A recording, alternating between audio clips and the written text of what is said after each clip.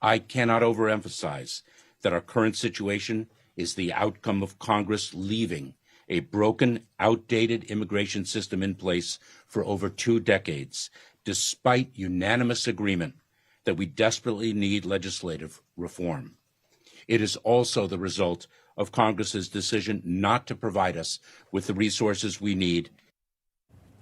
Homeland Security Secretary Alejandro Mayorkas on the defense yesterday during a news conference previewing the end of Title 42. It will expire tonight. Hey, you see the live look there in Mexico, using the bullhorn there to communicate. There's a lot going on here. Mayorkas blasting Congress for allowing the situation to deteriorate for decades while refusing to take any responsibility for America's immigration crisis as the numbers continued to rise historically under this administration, a growing problem that will now be in the hands of border town mayors across this nation.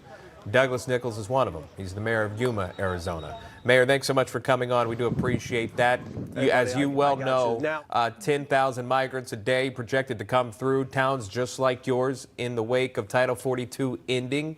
What has been the impact over the past couple of years of this administration, border policies on your town versus what you're going to expect in this day and days to come? Well, in the past couple of years, we've really have experienced street releases, people being released on the street at the very beginning. But then we had a nonprofit step up that's really helped manage that situation. Because really the issue in Yuma is transportation. We don't have a lot of robust available commercial transportation. So when you release 300, 400, 500, 700 people at a time, they can't just go to the next airport and fill up 700 seats. So that's been the real concern. And as we move these numbers up day after day after day, the impact just becomes more and more daunting, and really has affected our community in a way that sometimes it's hard to quantify, but it's really about, we have a great community doing some amazing things that are not centered around immigration. We're just like Mayor Villalobos said, we're still a very safe community, but that perception's not understood regionally, nationally, and globally. And it's great to hear firsthand from what you're experiencing, sir. I just wanted, if we could go back to that live look at Matamoros, and I understand, again, this isn't right across from your city, but maybe you could explain to the public what's going to happen once Title 42 expires. Will all of these migrants that we see, would they likely attempt to claim asylum? And then what would that mean for where they would go next? Would they go through the processing system? Would they be given paperwork and then expected to show up back at court again? And what's the likelihood of that happening? Right. So there is a fairly new process that they've initiated in Border Patrol called parole with conditions, and they're able to process the migrants fairly quickly. So, yeah, when they come in, because it appears, I don't know this area very well, but it appears they're already crossing the United States. They're just being contained by the barbed wire. This parole with conditions is a very quick way to get people out of Border Patrol custody, but then it leaves people at the city level where the municipalities then need to deal with it so that they can get transportation to where they're going. Then within 20 days, they're supposed to go and report to an ICE office. I think that probably happens fairly regularly because that's just the interim step. It gives them legal right to continue to be here. The court dates are still years away before they actually get any sort of judicial proceedings to know if they can legally stay or not. All right, we got to leave it right there. Mayor of Yuma, Arizona, Douglas Nichols, joining us live. Mayor, thank you so much, and best to you and your citizens. We appreciate that. Thank you so much. Newsmax border correspondent Jason Jones embedded with the Texas Department of Public Safety, intercepting illegals flowing across the border ahead of tonight's deadline. Jason's live outside of Mission, Texas, at the border wall with the latest. Jason. Good morning. It's good to be with you. The men and women of the Texas Department of Public Safety's elite aircraft division are operating both day and night. And I want to just give the folks an example here of what they're seeing on the border. What you're seeing in this video right here came from Miguel Alemán into Roma, Texas. That's where Cartel de Golfo is usually pushing right now, between 100 and 150 people into Roma, Texas. And then from there, you can see here during the day hours what it looks like out there. But at night, they're also doing we can't forget, while most of the images that most of the news agencies are able to bring you are during the day, The cartels operate 24/7, 365. They do not shut down. Now take a look at this other image from last night in that same area, utilizing forward-looking infrared from some of the most advanced helicopters in the country. And what you're seeing is people there walking along the border after smugglers have moved them into the country and then escorting them to Border Patrol agents where they'll be processed.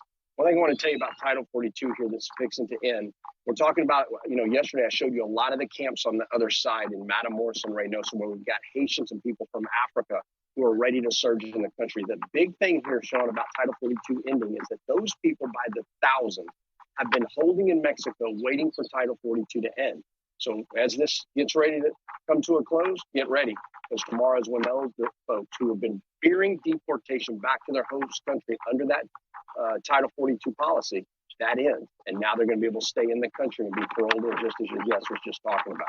Back to you. All right, Jason Jones reporting live there from Mission, Texas, in front of the border wall. We take another live look at Matamoros, Mexico here, the crossing essentially right here from Mexico into the United States, being blocked off by armed troops, but also by barbed wire. Again, unclear as to what would be the next move for these migrants sitting and waiting here, some even in the water on the bottom left side of your screen.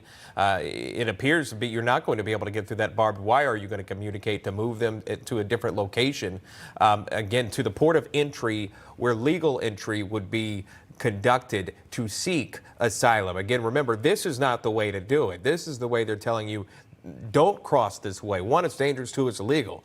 But again, what Secretary Mayorkas said, Emma, is that these smugglers have been sending false information to those trying to cross, saying now the border is open on this certain day, which he said in his press conference, I believe it was yesterday. And you're seeing some of that now. You're seeing more and more trying to get to the border, no matter what means necessary, even if it's not within the legal port of entry. What a disaster just waiting to happen. Even President Biden saying it will be chaotic. I think what stood out to me, Sean, from hearing conversations with the mayors of McAllen, Texas and Yuma, Arizona, is the fact that these are sort of transitory towns. Migrants arrive, they make their way through, and then they're sent throughout the United States. Maybe they know someone in a different city across the country, and then that city is then dealing with the influx of migrants. There are no more border towns at this point. The United States has an open border situation that it's dealing with all across the country, and you hear it from mayors in Chicago, in D.C., in New York, who are saying we need federal assistance to deal with the border crisis. And you see it on your screen. I'm dying to know what these patrol enforcement officers of the United States are thinking. Because what's going to happen at midnight when this expires? What is the next move, right? Does it just begin sort of a processing operation to say, hey, all right, you're now here, and then you're going to have to show up for the court date? That's what it seems like. And we will watch it live, and we will bring you the reports live here on National Report.